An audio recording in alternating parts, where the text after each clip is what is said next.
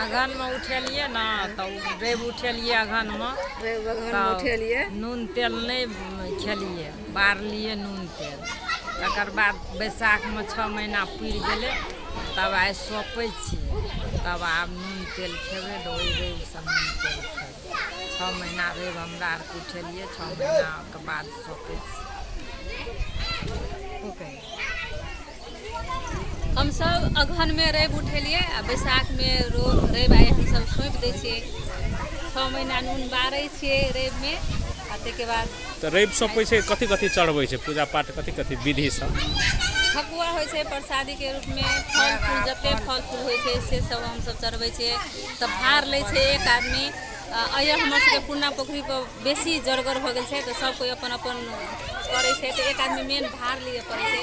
तऽ ओ जिम्मेवारी हमरा भेटल छै, तऽ हमरा बहुते खुशी लगैए। पूजा पाठ में ओनाहितो हम सब जगह शरीक होइ छियै। तऽ आइ हम सब अखन जस्ट आब हम सब सोचि रहल छियै।